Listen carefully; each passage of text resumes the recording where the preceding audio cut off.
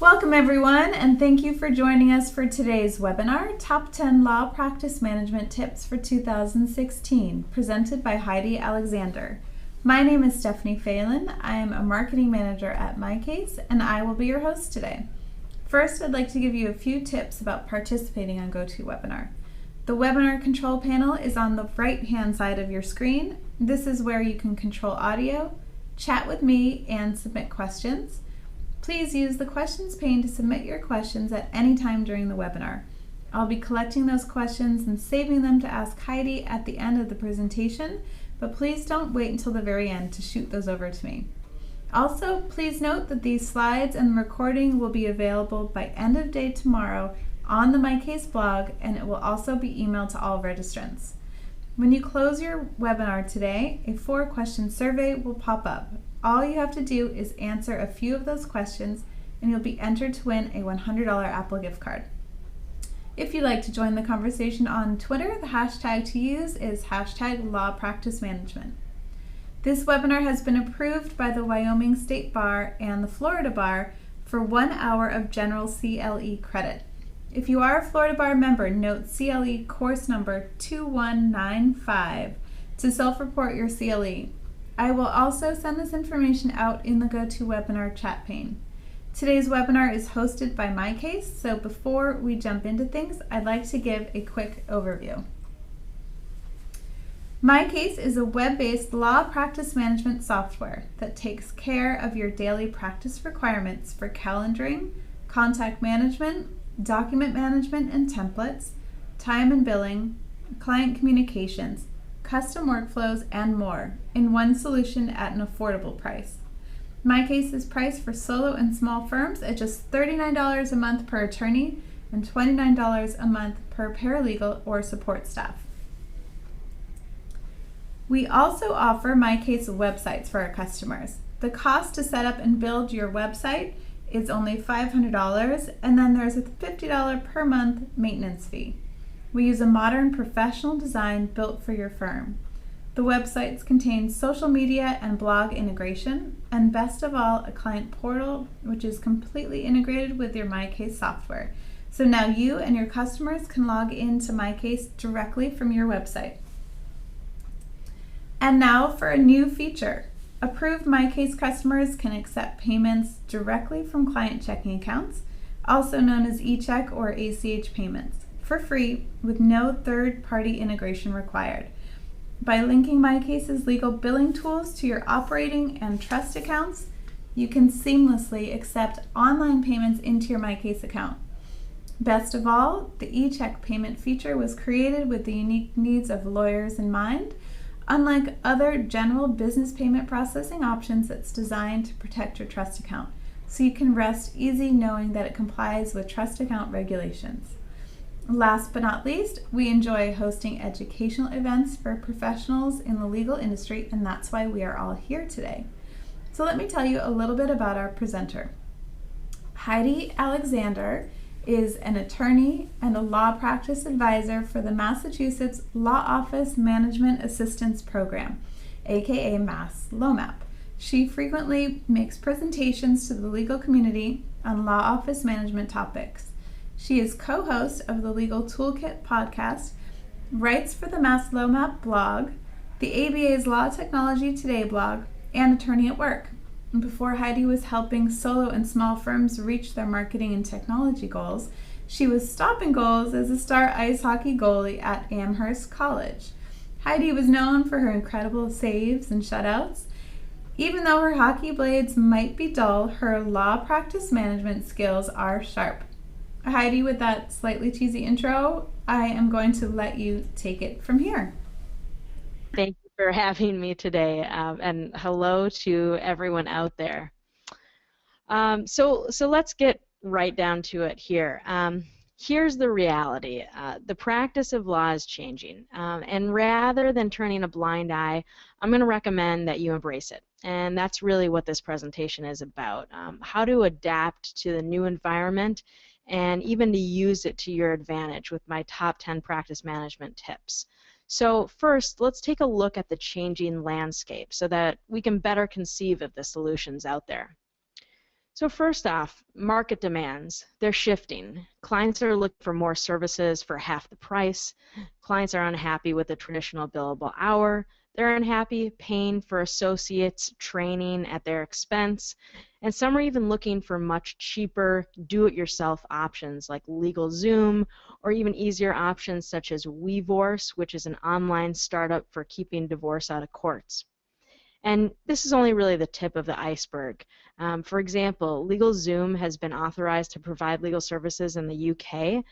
It's not yet been approved in the US, but it's really not that far off. The topic has already arisen a number of times within the American Bar Association.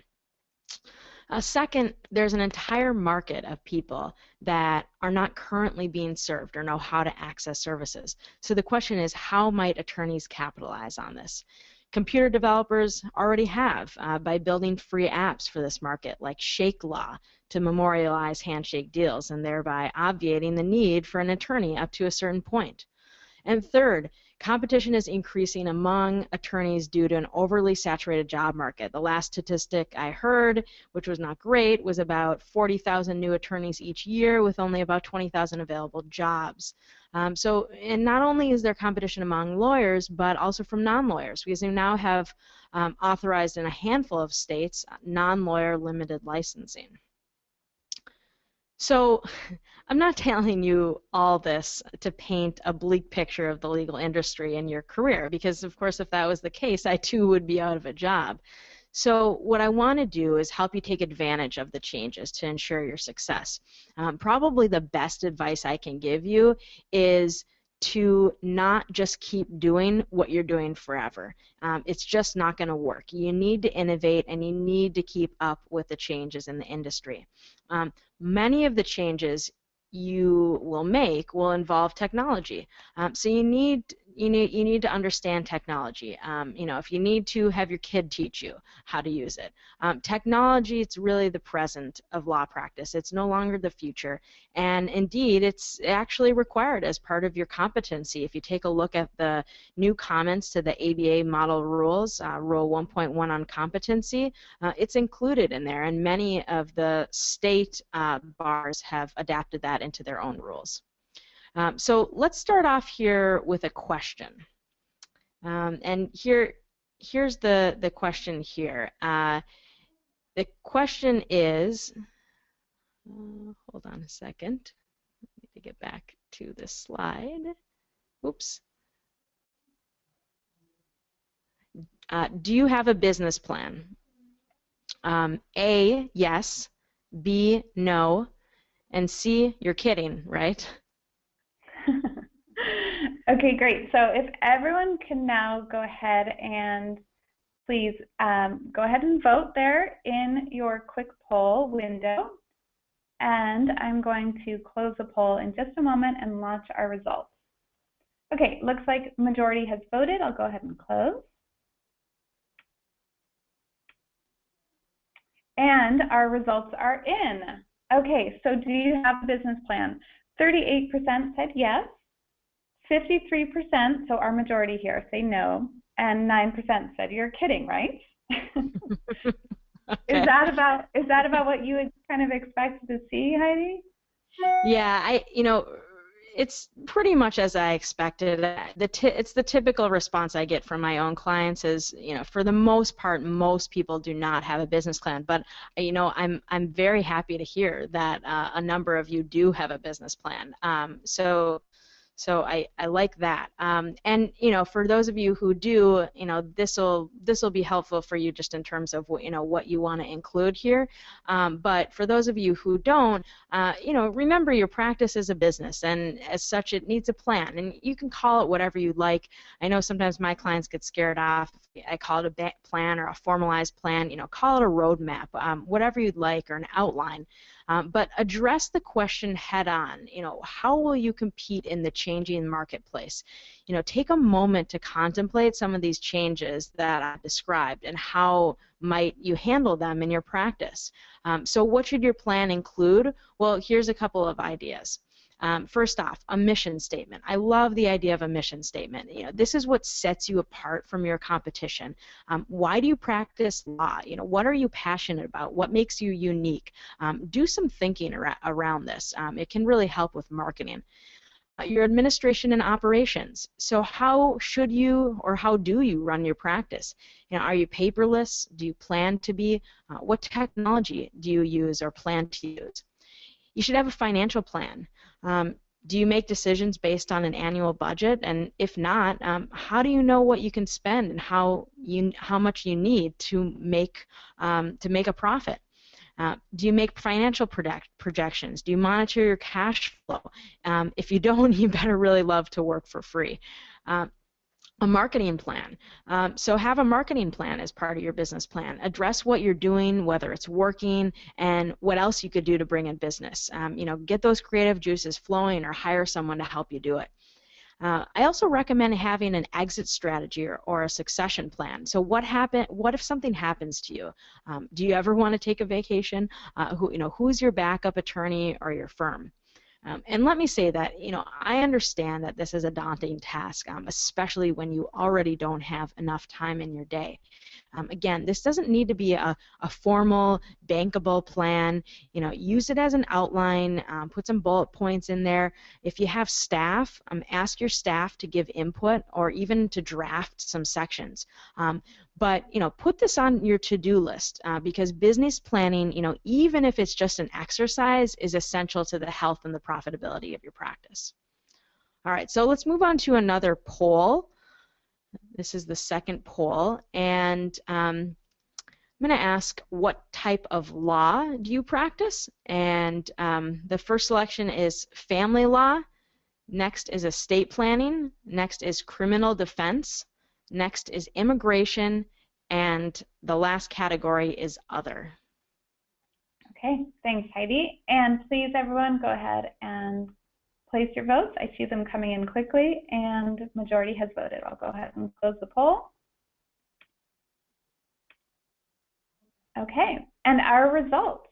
What type of law do you practice? 18% family law, 25% estate planning, 13% criminal defense, 6% immigration, and a huge percentage, 73%, said other. And also keep in mind, people could select multiple areas. So I'm sure we have some solo or small practitioners that might handle different areas of practice. Got it. Okay. Well, that's interesting because a lot of the folks that I see starting practices typically start in a family planning or family law, estate planning, criminal defense, or immigration. So it's interesting that most folks are in another area, which may be maybe sort of general litigation, or maybe it's personal injury. But especially if especially if you're in one of those practice areas, which are very popular practice areas, you need to have a niche. And so why do you need to have a niche? Well, it's really the only way to effectively compete. And even if you're not in one of those areas, chances are you're competing with a lot of other attorneys. So it's going to allow you to compete. It's going to allow you to hone your marketing, develop expertise in a specific area. Here's an example. So I'm betting that no one listening to this webinar practices flash mob law. If you do, please let me know. But someone does, and she's done an excellent job marketing herself as the nation's expert in it. Her name's Ruth Carter, and I've included an image of her book here on flash mob law. So, of course, next time you find yourself organizing a flash mob, you'll know who to contact. But that's the idea of a niche. So how do you develop your niche? Look to your current clients to find commonalities. What type of law is trending, and for the right reasons. For example, think about the baby boomer generation and the need for elder law.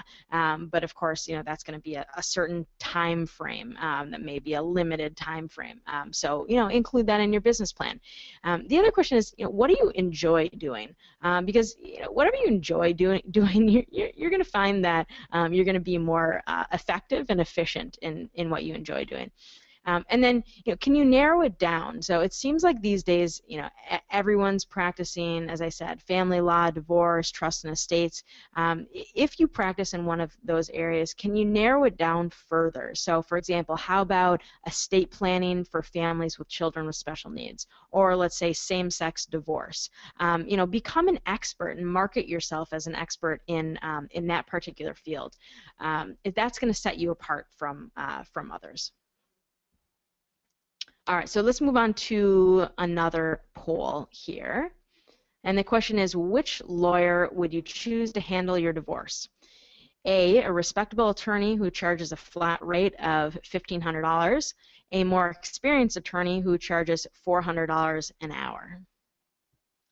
Great question. Okay, the poll has been launched, so if everyone can please go ahead and enter your responses in the quick poll. Okay. And the majority of votes have come in. I'll go ahead and close.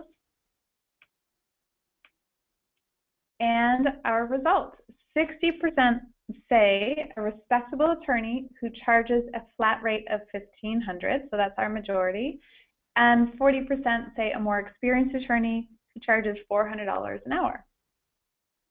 There you are. Okay, so yeah, so I mean, as I'd expect the majority to choose A. So so why is that? Well, because pricing is now reflective of customer demand. Of course, you're going to prefer a fixed fee or even a billable hour with a cap, as opposed to an unpredictable legal bill. I mean, that's what I would prefer. Alternative fee arrangements are really the way to go now.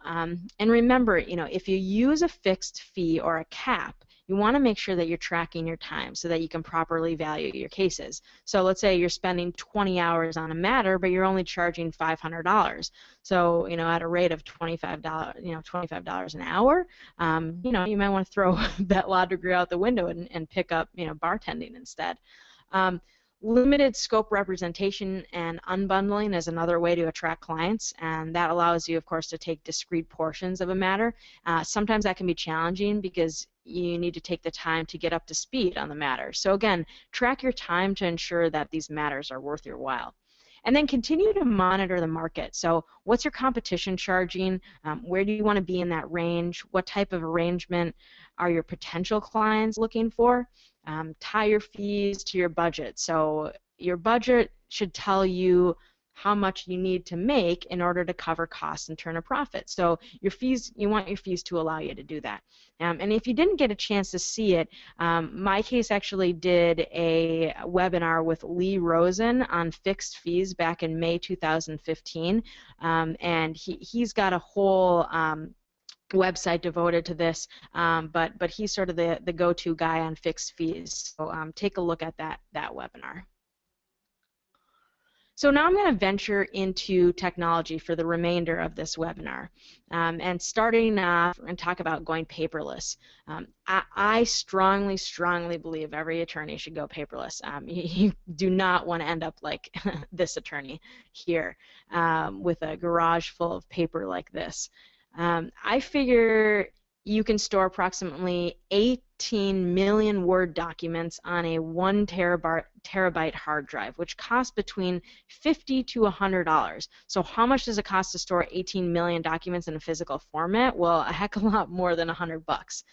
You're also going to save money on photocopying, mailing, and lost billable time spent searching for lost or misfiled physical documents.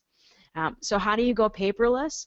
Well, you need a scanner. It's actually pretty easy. Get a scanner with a PDF program. So for example, there's lots of scanners out there, but a lot of the clients I work with seem to love the Fujitsu ScanSnap, which comes bundled with Adobe Acrobat Professional.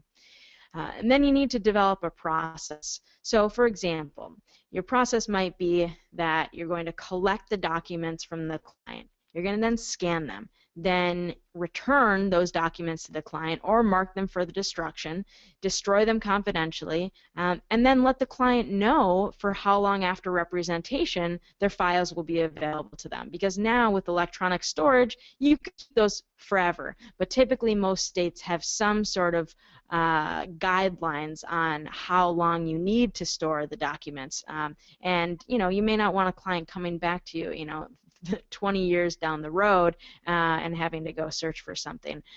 So tell them how long you're gonna hold on to that, and then create a uniform system. And this is highly, highly important. I mean, if you don't do this, you might as well just throw your scanner out the window. Everyone in your office needs to be on the same page. So create a folder hierarchy. Use naming conventions, and I suggest putting the date first so that they're sorted chronologically. And then what else is really important here is you want to document this system. Okay, so don't just have this internal unwritten system that everyone understands, but it's never documented because something happens to one of your staff or you're out and you need someone to come in and take over. You want them to know how your firm works and how this process works and how and where your documents are being stored. All right, so let's take another poll here, and the poll question is: how many emails do you receive per day? The first answer: less than 10. B: between 10 and 25. C: more than 25, and D: too many. Okay, great. Curious to see these results. So please, everyone, go ahead and wrap up your voting, and I'm going to close the poll. And our results: how many emails do you receive per day? 5% said less than 10, 24% said between 10 and 25, 44% more than 25, and 28% said they definitely received too many emails. Mm-hmm. Yep, I'm with you there, and I think most attorneys are as well. And so it's time to get off your email all day long and get something done. And you can do this. You just need the right tools. So for example, here's an image of the MyCase client portals. Client portals, highly popular. Can make you very much more productive. So instead of getting calls and emails from your clients about their matter, upload their information into the client portal, which keeps both you and your client apprised of the progress and thus minimizing unnecessary correspondence. Chat tools. So I love this idea of chat tools, and there's many of them out there. If you have staff or if you work with other attorneys, use a chat tool to communicate rather than through email. These tools can even tie your communication to a task or a project so that you basically have everything in one place rather than having to sift through old emails to figure out where the project stands. And again, there's lots of these tools out there. A couple of them that you can check out: Slack, HipChat, Asana, Wunderlist, Evernote. Again, that's just a sampling of the products. You also might want to use scheduling tools, and so let me explain what a scheduling tool does. So you've probably all been on that never-ending email chain where you're attempting to coordinate multiple or a meeting with multiple parties, and it kind of goes on and on forever. And if someone says, "Okay, I can meet this day," and someone else says, "I can meet this day," and then and so you're spending so much time, wasting so much time dealing with that. So instead, use a scheduling tool like, for example, a couple of tools out there. Doodle is one, TimeBridge is another. And what these tools do is they prompt you to offer certain dates and times, and some of them can even be linked to your calendar so that they automatically populate with your availability. And then what happens is you send out a link to everyone, and the participants just have to respond to the poll, and the program does the work. Basically, the program will calculate the date and time that works for everyone, and some of these programs will actually then close the program automatically and send out an email to everyone. So that's a time saver. You can also go a step further, and this is one of the sort of exciting steps that I'm seeing in legal technology today. But using an artificial intelligent assistant who is going to coordinate meetings for you, typically through via email. But they're going to do the work for you. So take a look at this company called X.AI, which is in beta right now, and we're seeing other companies like this pop up. But it's an exciting time. Okay, so speaking of artificial intelligence, that brings me to automation. And automation comes in a variety of flavors, but it's based on one single goal of doing repetitive processes faster with technology. So what should you consider using in your practice to automate your practice?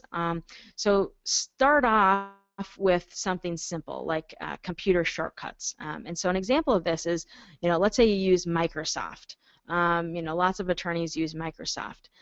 Take a look at Microsoft Quick Parts for Outlook and Word. Basically what this allows you to do is to save oft-used text. So, maybe there's clauses that you use often, or there's, long paragraphs that you want to insert into your emails or word processing document. And all you need to do is set it up. It takes a few minutes to set it up. And then every time you want to use one of those clauses in Outlook or in Word, you basically just need to click a button. So rather than typing it over and over and over, that's going to save you a lot of time. There's a number of other programs out there for download.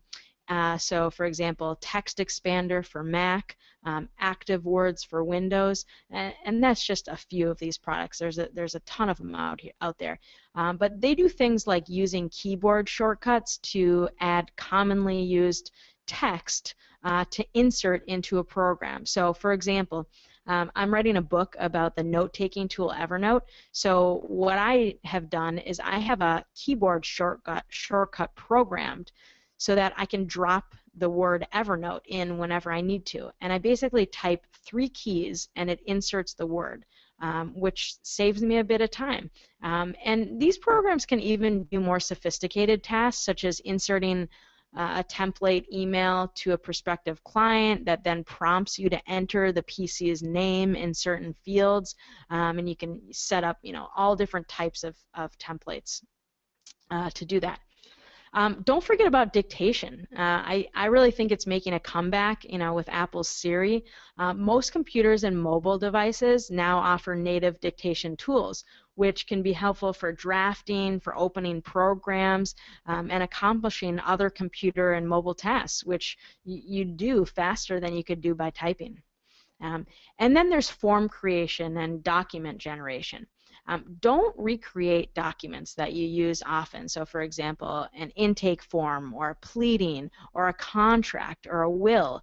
You all know your practice, and a lot of this you're doing repetitive tasks, and then individualizing it for your client.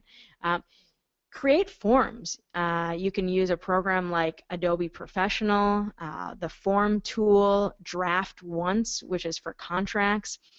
You can even do this with your client intake. There's a bunch of programs out there. One of them is Intake 123.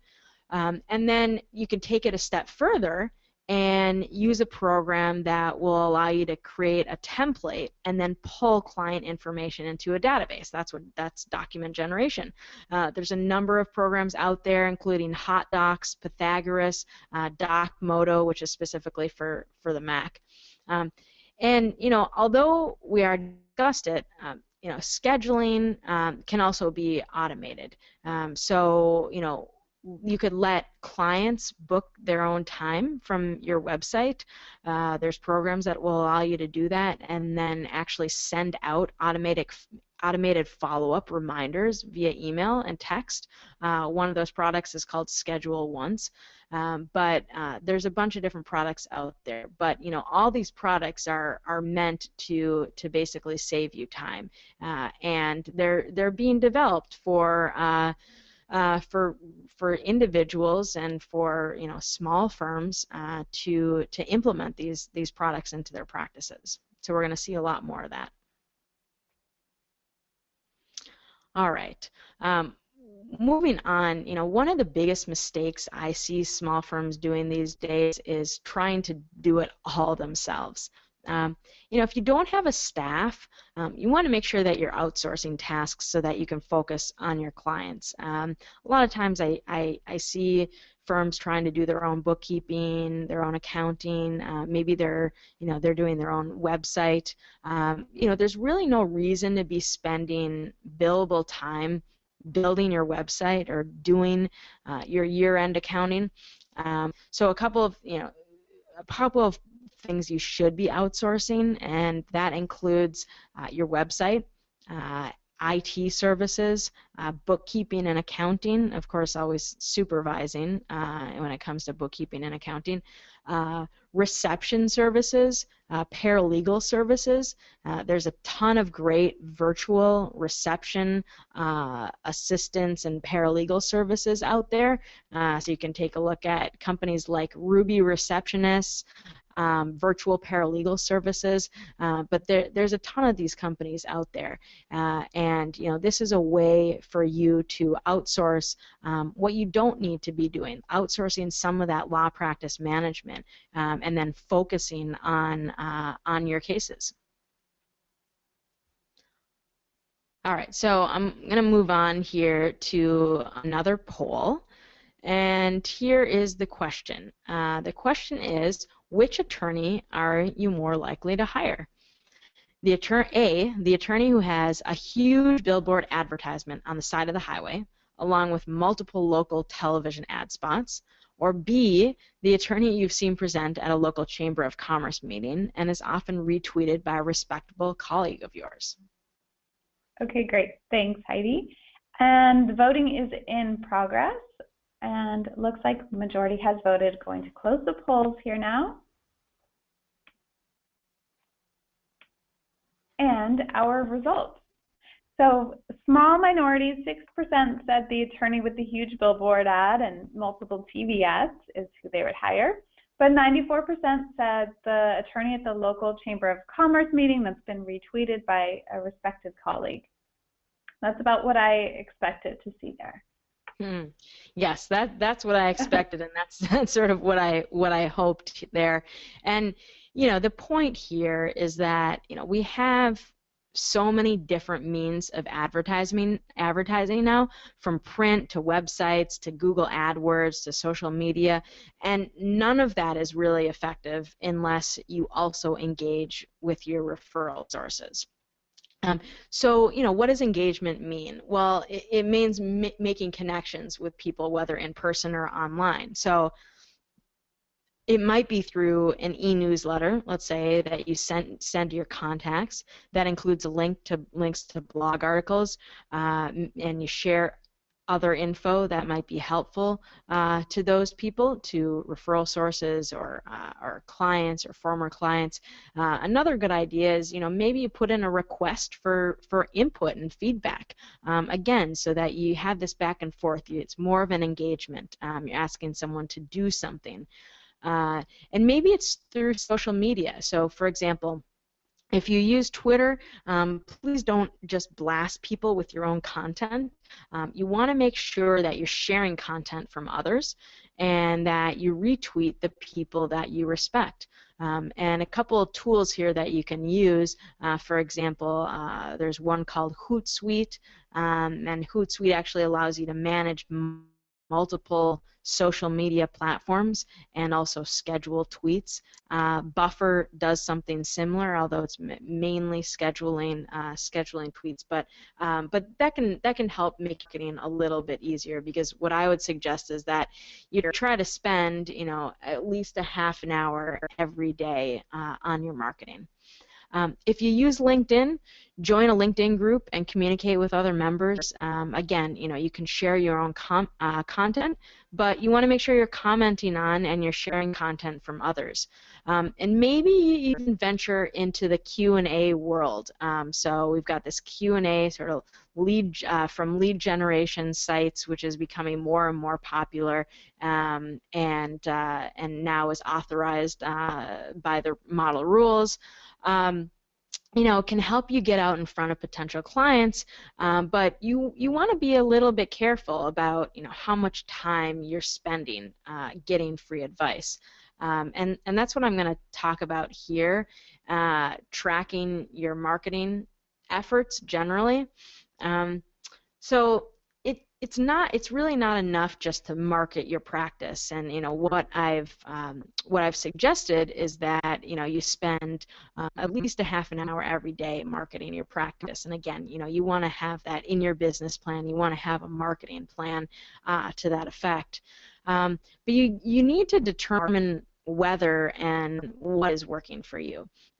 This could be as easy as using an Excel spreadsheet, if that's what you like to use, to track where you're marketing, how much you're paying for each source, how many clients you're getting from each source, and then calculating the resulting billings. And that will help you make the determination of whether to continue to use a certain platform, or maybe you change the way you use it. Excel is not the only way to track this. You can also use technology tools, and there's a ton of them out there to do this, to track your marketing efforts and track potential clients. So for example, there are CRM systems, customer relationship management systems. Typically these have been used for people in the sales world. So you may have heard of Salesforce, which is sort of the king of CRM, the king or queen of CRM systems. I don't see a lot of attorneys using Salesforce right now, but there's lots of other tools out there. Some of them actually connect right up to your email. So there's a bunch of them: Zoho, Insightly, Lexicata, Streak, HubSpot, which is actually a local company here in Massachusetts. So there's a bunch of them out there, and I would highly recommend that you use one of these programs. You should also monitor your social media presence, and again, you should have a social media presence. In Twitter, Facebook, LinkedIn, those are sort of the big three, and each of those actually has an analytics tool. So you can use the analytics tool to figure out, how much, maybe you're spending. Are you using sponsored posts? Are you actually spending money on these platforms?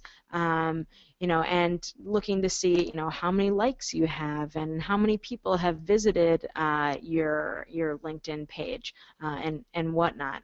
But use those analytics to your advantage. And then don't forget about your website. You can extract key data using a free tool, Google Analytics. And Google Analytics has some basic reporting functions that really any user can use. It also has some more advanced options if you desire. You can always have a consultant help you set it up. There's people out there who are very well versed in Google Analytics. But taken together, you should be using these tools to help you determine where you should be spending your marketing dollars.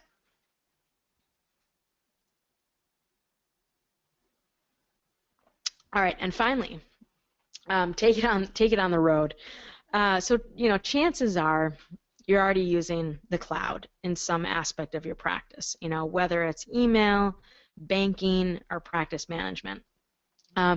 Being able to store your data in the cloud and access it from anywhere, it's a huge advantage to practitioners. There's tons of mobile apps available for practitioners to be more efficient, and I'm gonna give you a few that I like. Again, there's thousands and thousands of these. So one of them that I've just started to use that I really like and has gotten some good reviews is an app called Do, D-U-E. And what Do does is it allows you to input a task. And what it's going to do is it's going to notify you and continue to notify you until you actually finish your task. So whereas these other, list management or task management programs, maybe they notify you once and let you know, okay, it's time to do this task, and then of course, you get a call from a client, and then all of a sudden you forget what you're doing and you forget about that task, and then maybe you come back to it later, but much later. So this program, DUE, this app, it's going to continue to pop up and remind you. So it's going to continue to notify you until you actually click on it and physically click on that button, the checkbox that demonstrates that you've actually finished the task. So I really like that program. Evernote, as I mentioned before, Evernote's a robust note-taking program that I love. I love it so much I'm writing a book about it. But I think that Evernote can be very, very useful for practitioners, just in terms of storing data, easy to access. Again, on the road, it's cloud-based, so everything's going to sync over from your mobile phone to a tablet to a computer. Great program. Also a free program and with paid options. Wunderlist is a task management program that I like. It's got some collaborative components, so you can use it with someone else, and you can actually create task lists and share them. And also you can create subtasks, and you can attach documents. But it's a good program and available for for all different devices. Instapaper is another one that I like, and what Instapaper does, if you're not already using this, it basically saves articles for reading later. So I know I get a ton of like a email, e-newsletter, or I'm on the internet and I'm reading a blog, and I just don't have time for it. What I can do is I can just use that app to save whatever I'm reading for later, and then I just make it part of my workflow every day. On the train home, I go to my Instapaper app and I try to read some of those articles. And then also, I like the web conferencing programs. There's a ton of these web conferencing programs. Obviously, we're on one right now, but they all have mobile components now. So like GoToMeeting that we're on right now, Zoom Meeting, Fuse, Uber Conference. They all have mobile components, so that you can do it right from your smartphone or tablet. Of course, when it comes to storing your data in the cloud, you need to be aware of ethical and statutory duties and how to protect your client's data. Most states do have an ethics opinion on the matter and a data privacy regime to adhere to, so you want to make sure that you look into that. A good resource for that is the American Bar Association's Law Technology Resource Center, and you can find that online, and they have a listing of all the cloud-based ethics opinions. But in terms of security, I'm just going to give you a few tips here. So starting off with passwords. So passwords are probably the most important on my list of security tips. It's really the easiest way that you can protect yourself from any sort of unauthorized access. So you want to make sure you have multi-character passwords and unique passwords. And when I say unique, I mean you don't use the same password for all different services. You don't even use the same password for two services because, of course, if one gets hacked, then most likely they're gonna be able to get data from the other account as well. So, of course, how do you remember all of these passwords? Well, you use a password manager. Password managers are excellent. Basically, it's a way to store all of your passwords in an encrypted manner online, and there's some good programs out there. Take a look at 1Password, LastPass, KeyPass, Dashlane, a bunch of different programs out there, but that's a good way to store your passwords. And those programs also, some of them will actually do an audit of your passwords, so they'll let you know, how long has it been since you changed a password. Do you have passwords? Are all your passwords unique to between services? So it's a good tool to use. Two-factor authentication provides an extra layer of protection, and that's great to use for different cloud-based services. Basically, what it does is it combines the requirement of a password and then a code that's sent to a physical device like your mobile phone in order to access the service. And it's available for most major providers, so for example, Google and Dropbox. So if any of you are currently using Google for your email, you should definitely have two-factor authentication turned on. All right, and third, use encryption. Encryption is really the best way to protect your data. So in terms of encryption for mobile devices, fortunately your iPhone, actually if you have an iPhone, it's going to automatically encrypt your data on your phone as long as you've got a passcode set up on that. And I'd recommend changing that passcode from the default 4-digit passcode to a longer passcode. Android devices, you actually have to turn on encryption, and it may take a little while to encrypt your entire device, but that's going to encrypt the actual data on your device. The other thing is to make sure that you do your due diligence to ensure that your cloud provider is taking reasonable precautions to safeguard your data, and that's vetting providers. And so, take a look at the terms of use. Typically, any cloud provider is going to have a terms of use which lays out their security practices. So you want to take a look at, what's their reputation, what's their history. Are they backing up your data? Do they have any disruptions of services? Make sure you continue to review those policies, because typically the provider is going to change those policies, and you need to make sure that you're reviewing those. And most likely, your ethics opinion in your state is going to tell you need to be doing that. And then training. Training is highly important for firms with staff. You want to train your staff to recognize suspicious emails for sure. There was a big breach here in Massachusetts in Partners Healthcare, and that was due to a suspicious email. Basically, someone clicked on a link and their entire system was hacked. So you want to train your staff to recognize that. They should also know, when they need to encrypt. You should have standards for your passwords. So again, multi-character, unique. Maybe you require a password manager. You're requiring computer updates, and then different mobile device protocols. So those are a few different things that you can do to make sure that your data is secure. Because nowadays, you want your data stored in the cloud. It's going to be more cost-effective, and it's going to help you be more efficient. All right, and then here finally is my bonus tip. Need I say more here? If you want to run your practice like a business, you have to use case management software. A day does not go by in my own practice where I don't recommend this. I recommend it every single day.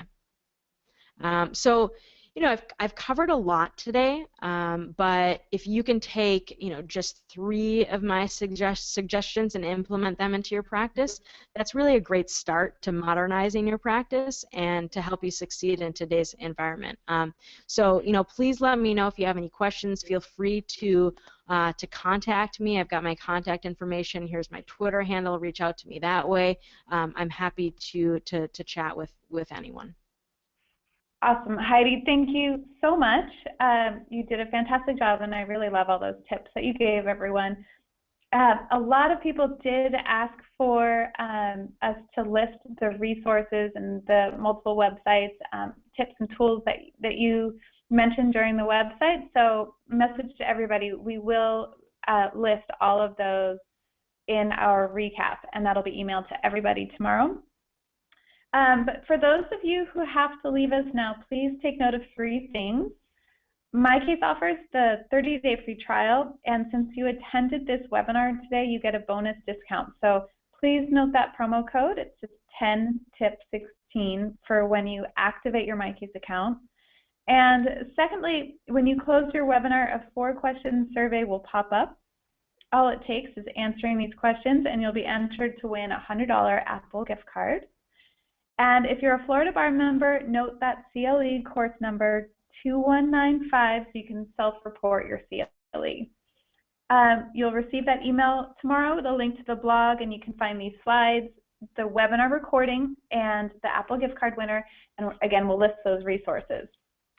And Heidi, we did receive some fantastic questions, so I'll go ahead and start reading those. I'll read them one at a time to you. The first one, I'd say, is a combination of a few people's questions, and it's about going back to being paperless. Don't you have to keep hard copies of certain documents? Someone who's practicing in Montana said that they have a 0% civil e-filing and they require submission of originals. So what would you suggest in that case?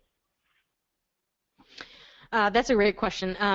So this is going to be sort of state dependent, but for the most part, I mean, I'm most familiar with Massachusetts, but for the most part, if it's not an original document like a will or a mortgage discharge, you don't need to be keeping the original. And I know, typically over time, or a while ago, people would be attorneys would be keeping original wills on file, and then what happens is they keep them on file for years and years and years and years, and then all of a sudden they can't find the client, and they're stuck with it, and they're trying to figure out what they need to do. So honestly, you're better off. Unless there's some specific requirement, you're better off giving those documents, those original documents, back to your client. Whether it's at the end of the matter or after you've scanned them in. But once you've scanned them in, you have a copy of them, and typically what you're using that for is, let's say a client comes back to you, maybe it's a similar matter, or God forbid if you have a malpractice suit or you've got an ethical issue, you've got that information on file. But I would look at your state-specific rules, but I can tell you in Massachusetts, our Board of Bar Overseers, which is our ethics body, they actually suggest that firms go paperless because they're having so many issues with practitioners retiring or unfortunately passing away and having all of these original documents. So so in terms of a public policy issue, going paperless is a good thing. So I don't know if I directly answered your question, but I would talk to your state ethics body, or do a little bit of research. But for the most part, you should be able to go paperless. Okay, great response. Okay, can you give an example of organizing scanned files? So a few people said, there's tons of files that I need to scan with the scanner you recommended. What would you say the best way to organize all of these is? All right, that is a great question. So, and what I'm going to actually default to first is to let you know that there are a ton of great resources on this topic. I would take a look at the American Bar Association, some of their publications. There's some good articles that actually lay out exactly how people organize and name their files. And there's no right way and there's no wrong way. And I would also take a look at Ernie Svensson, Ernie the attorney. Look him up on Google. He's sort of the paperless guru, and he's got a lot of great resources for going paperless. But you know, when I say you know, organizing scan files, so for example, you've got a folder, and that folder contains a bunch of it contains one client and one matter, and so you can use, for example, like a naming convention to organize your folders by, again, using the date first. So maybe it's the date when the client signed the fee agreement for that specific matter, and so it might look like you know, 2016 02/24, I think that's today's date, and then, you know, maybe use the first initial and last couple of initials of the client's name, and that's their client folder. And then within that client folder, you've got a hierarchy of folders. So you've got your client documents, you've got your attorney notes, you've got, you know, maybe pleadings, whatever it might be. Some attorneys, you know, will like to organize it so that it's in like a chronological order, so that you label your folders maybe with a 01 client documents, 02 attorney notes, 03 billing, and that way everything lines up in exactly the order you want it to line up. And then what you can do is you basically make a template folder, so you can set this up in advance for specific practice areas, and then copy that entire folder over every time you get a new client, and then you've got the same organization for every client that has that matter. And then in terms of when you scan in, when you actually scan in documents, you want to use the date first. And so what I mean by that is, label the documents again, 2016 02/26. Fee agreement signed, you know, and make sure that's consistent. But that way, when you go into your files, you know that everything's going to sort in a chronological order. And again, I know that's a little bit difficult to describe when you're not seeing something. So I'd highly recommend looking at the American Bar Association resources, and Ernie the attorney. Also, you know, good resources out there for going paperless. Perfect. And Heidi, Ernie did a webinar for us a couple months ago, and we have his recap on the MyCase blog. People can refer to that as well.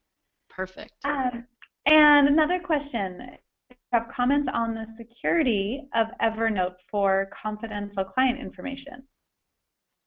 Yes. Read my book. No, I'm just kidding. My book is not published yet, but yeah, I get that. I do get that question often. So the thing with Evernote is, you're vetting Evernote just like you would any other service, and that means, you know, you're looking at their security. Their security procedures, you're looking at their terms of service, you know, what are they doing with your data, are they, you know, how secure are their are their data centers, where their servers are. The good thing about Evernote that I like is they're pretty transparent in their security practices, and so you can go on their site and they're going to tell you everything when it comes to security. It's a big company. They've got security, dedicated to your data 24/7, and monitoring these, these secure centers, and they've got an entire security team. Yeah, and the other thing is there's a number of ways in which you can make your data more secure, which is the case with any of these cloud-based programs. And with Evernote, again, I mean, you can use two-factor authentication. You make sure you have a strong password.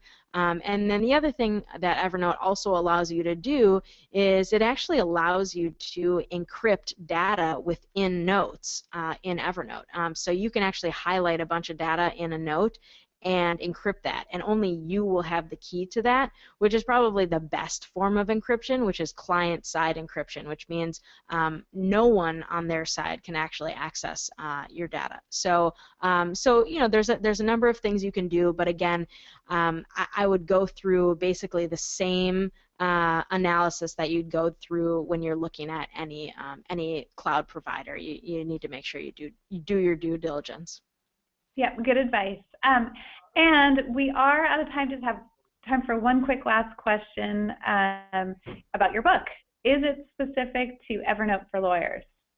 It is. The title, and I don't even know if I'm supposed to say this, but I'm going to anyways, is Evernote as a Law Practice Tool. And I'm actually just finishing up a second draft, so hopefully in the next few months it will be published by the American Bar Association's Law Practice Division. But thank you for asking. Okay, well, Heidi, we're going to go ahead and wrap up now, and I wanted to thank you so much for being our presenter today. I definitely enjoyed your presentation, and we've had many comments come through from people who say it's been an excellent presentation. So thank you very much, and thank you to all who joined us today. Great. Well, thank you. Thanks, Heidi. Bye-bye.